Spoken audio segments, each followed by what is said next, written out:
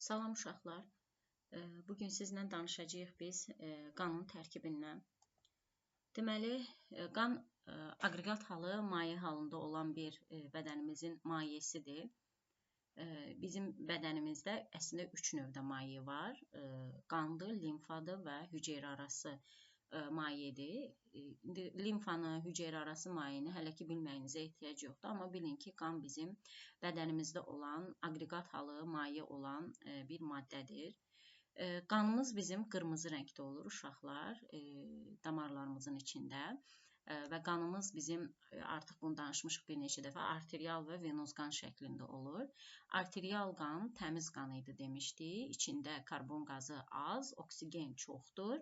Arterial qan al-qırmızı rəngdə olur. Venoz qan isə çirkli qandır. Bu qanın tərkibində karbon qazı çoxdur, oksigen isə azdır, amma venoz qan isə olub tünd qırmızı rəngdə.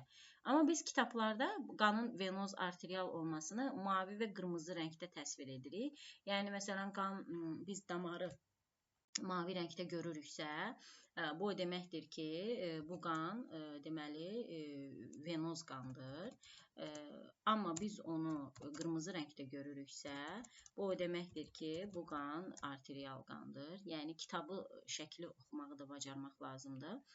Məsələn, baxın, insanın qan dövranında əgər siz bir damarı mavi rəngdə görürsünüzsə, deməli onun içindəki qan venoz qandır. Yoxsa o damarı siz görürsünüzsə qırmızı rəngdə, onun içindəki qan arterial qandır. Əslində bizim mavi qanımız yoxdur uşaqlar, bizim qanımız elə qırmızı rəngdədir. Arterial qan, venoz qan rənginə görə öz bədənimizdə necə olur? Arterial qan al-qırmızı rəngdə olur. Baxın, venoz qan isə tünd qırmızı rəngdə olur. Baxın, bu al-qırmızı rəngdə olanlar arterial qandır. Tünd qırmızı rəngdə olan isə venoz qandır. Yəni gerçəyi budur, əsli budur. Amma kitablarda biz belə görürük. Mavi rəngdə olan qan venoz qandır. Qırmızı rəngdə olan qan isə arterial qandır kimi görürük. Qayıdaq dərsimizə. Deməli, qanın tərkibindən biz danışırıq. Yəni, qanın içində nə var? Biz ondan danışacağıq. Biz qanımızı ümumən görürük qırmızı rəngdə. Amma, məsələn, deyək ki, bir insanın qanını damarından götürürük, tökürük, baxın, belə bir sınaq şüşəsinin içinə. O tamamilə qırmızı rəngdə görünür. Amma belə içində qanımız olan sınaq şüşəsini sentrifuqa adlı bir cihazın içinə qoyurlar. Gəlin, sizə sentrifuqa cihazını da göstərim buradan. Sentrifuqa cihazının içinə qoyurlar qanı. Baxın, burada belə bir cihazdır. İnsan qanını götürürlər. Belə sınaq şüşələrinin içində qoyurlar sentrifuqa cihazının içinə. Sentrifuqa cihazı çox böyük sürətlə fırlana bilir. Və sentrifuqa cihazı fırlananda qanın tərkibini ayırır bir-birindən. Və o cihazın içindən biz qanı götürdükdən sonra, baxın, qanımız belə hissələrinə ayrılmış şəkildə olur. Üst tərəfdə qalır qanımızın sarı olan hissəsi, alt tərəfdə qalır qanımızın qırmızı olan hissəsi. Onda biz qanımızın tərkibini, qanımızı biz iki yerə böləcəyik. Maye yerə və bərk yerə böləcəyik. Qanımızın maye hissəsinə baxın, bu plazma aiddir. Yəni, qanımızı maye eləyən əslində bu 55%lik plazmadır. O bizim qanımızın 55%-ni təşkil edir. Görürsünüz ki, plazma sarı rəngdədir. Plazma isə əsasən özü sudan ibarətdir. Deməli, ümumən baxanda bu birinci sınaq şüşəsinə baxaq. Bu qanımız bizim mayedir. Amma sentrifuqa cihazının içinə qoyandan sonra qanımızın bərk hissəsi çökür dibə. Qanımızın maye hissəsi isə qalır yuxarıda. Qanımızın maye hissəsinin adı plazmadır. Plazmanın da çox hissəsi 90%-i sudur. Qanımızın bərk hissəsi isə qan hüceyrələri adlanır və qan hüceyrələri çökür dibə. Mən görürəm ki, qan hüceyrələrinin içindədir qırmızılıq. Yəni, qanıma qırmızı rəngi verən plazma deyil. Qanımıza qırmızı rəngi verən qanın bərk hissəsindən bir dənə hüceyrədir. İndi biraz bu plazmadan danışaq. Dedik ki, onda bizim qanımız iki hissədən ibarətdir. Maye hissədən və bərk hissədən ibarətdir. Qanımızın maye hissəsinə biz plazma deyirik. Plazma sarı rəngdə olur. Plazmanın 90%-i sudan ibarət olur. Plazma qidalı maddələr daşıyır içində. Yəni, yediyimiz yeməklər əslində bağırsağımızdan qanımızın içində plazmada daşınır və dedik, çox hissəsi də sudur. Bir də karbon qazı da uşaqlar plazmanın içində daşınır. Yəni, qanımızın plazmasının içində yemək daşınır, yediyimiz yeməklər və bədənimizdən, ağciyərlərimizdən atacağımız olan karbon qazı plazmanın içində olur.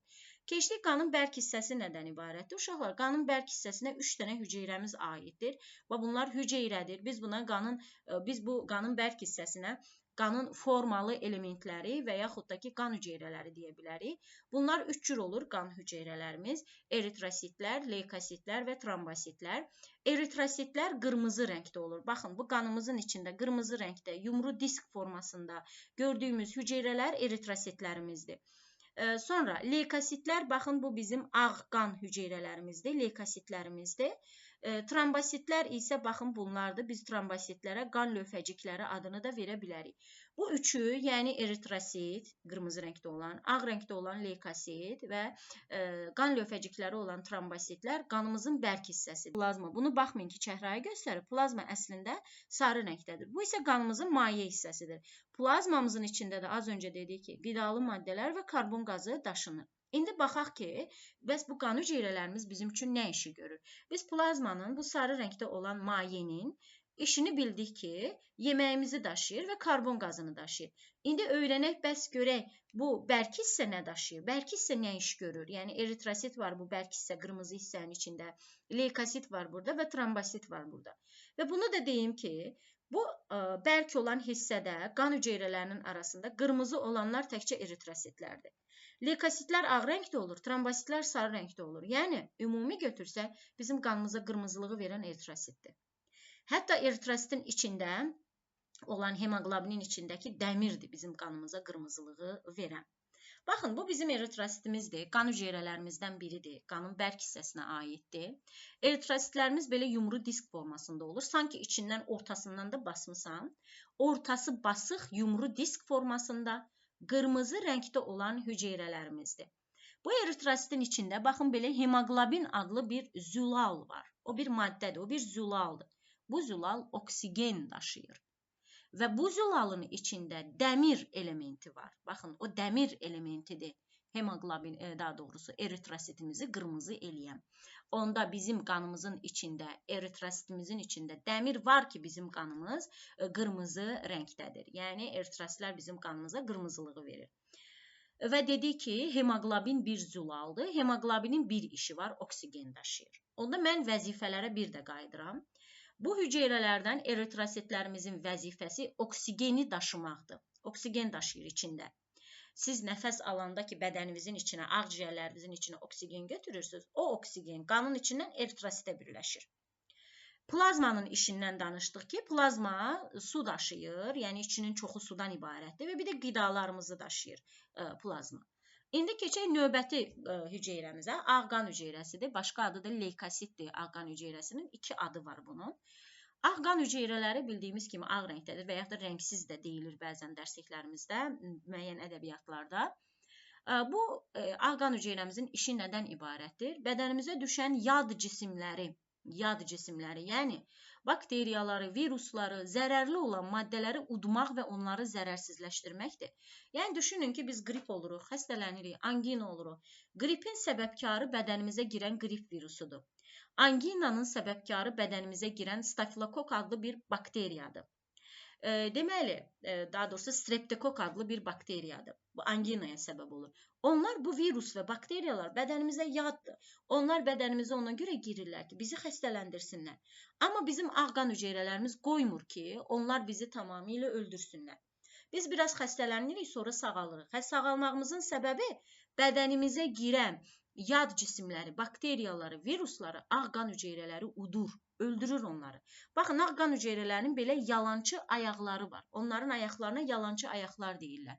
Onlar yalançı ayaqlarla virus, bakteriyanı udub öldürürlər. Onda leykositlərimizin işi bizi xəstəlik törədən orqanizmlərdən, zərərli maddələrdən qorumaqdır. İndi mən sizə buradan başqa bir videoda göstərim ki, ağ qan hüceyrələrimiz necə bizim, deməli, bədənimizdə olan yad cisimləri udub zərərsizləşdirir. Onu sizə göstərmək istəyirəm.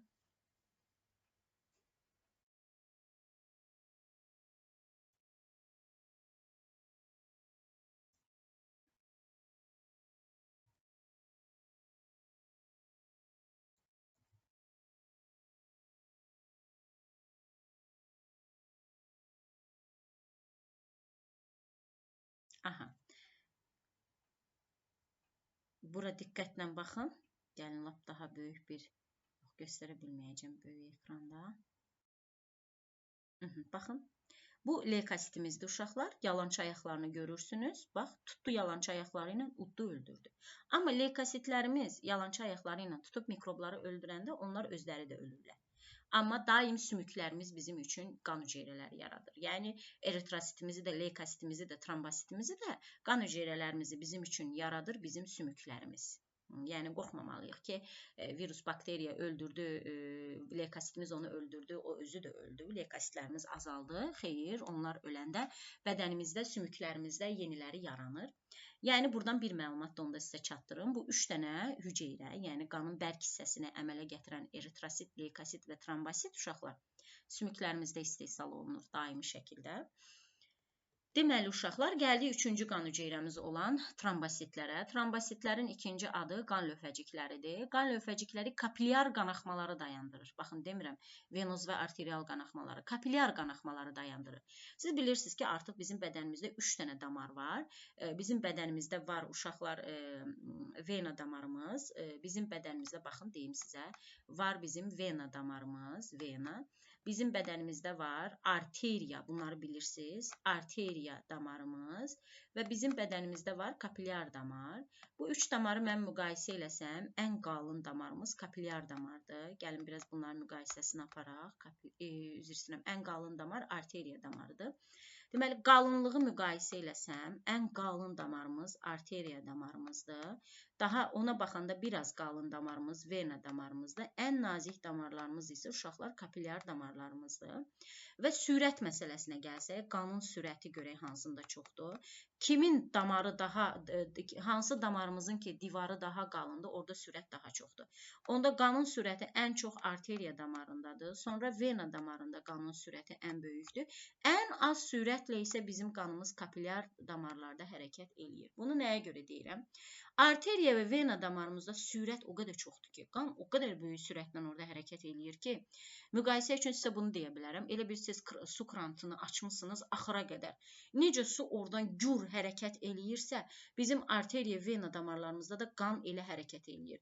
Birdən arteriya vena damarı zədə olsa onda, yəni kəsilsə, o qan oradan fontan vurar və onu saxlamağın üsulları başqadır və bu iki damarımız zədə görəndə insanın həyatını itirməsi təhlükəsi çoxdur. Amma kapilyar damarlarımızın içində qanın sürəti çox aşağıdır. Onun kəsilməsi bizi öldürməz.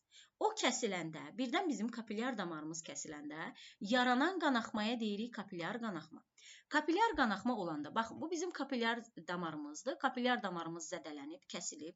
Qan onun içindən çıxır çölə. Görürsünüz, plazmada çıxdı çölə, eritrositdə çıxır çölə, trombositlər. Yəni qanın içində nə varsa hamısı çıxır damardan xaricə.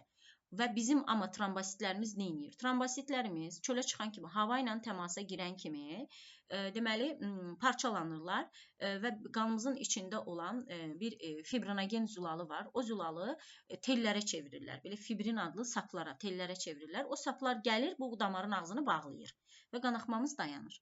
Yəni, trombositin işi kapilyar damarımız zədə görəndə qanaxmanı saxlamaqdır. Yəni, qanın laxtalanmasını təmin eləməkdir. Amma nə zaman damarımız zədələnsə, hansı damarımız zədələnsə, kapilyar damarımız zədələnsə və trombosit bizi artıq qan itirməkdən qoruyur. Məsələn, siz deyək ki, əlinizə yüngül bir iynə batdı.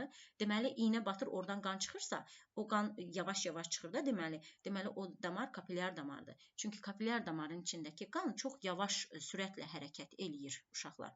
Və oradakı qanaxma təhlükəli deyil. Siz heç onu yumayın, üstünü bağlamayın, o qanaxma dayanacaq. Nəyə görə dayanacaq? Çünki o damardan çölə çıxan trombosit hava ilə təmasa girir və fibrinogeni çevirir tellərə, fibrin tellərinə çevirir. O tellər damarın ağzını tutur və qanaxma dayanır. Qan laxtalanır. Nə zaman amma laxtalanır? Damardan çölə çıxanda. Baxın, damarımız zədəli falan olmasa, qanımız mayi olmalıdır, duru olmalıdır ki, rahat axsın. Laxta olmamalıdır bizim qanımızın içində.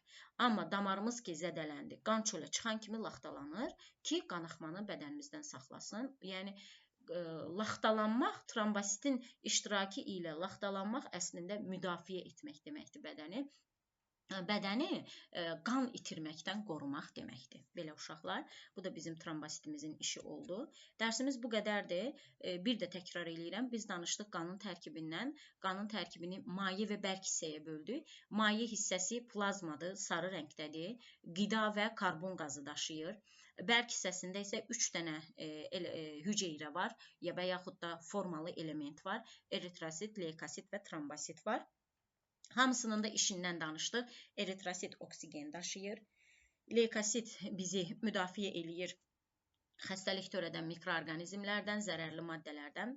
Trombositlər də kapilyar qanaxmalarımızı saxlayır. Bunları öyrənirsiniz. Qandan, ürəklə bağlı, qanla bağlı bizdə qaldı bircə dərsimiz. O da qan dövranı dərsidir. Yəni ağciyərlərdə gedən mübadilə prosesləridir. Onu da danışacağım sizə. Sonra isə bu insanla bağlı olan hissənin bitirmiş olacağıq və testlərini işləyəcəyik. Sağ olun uşaqlar.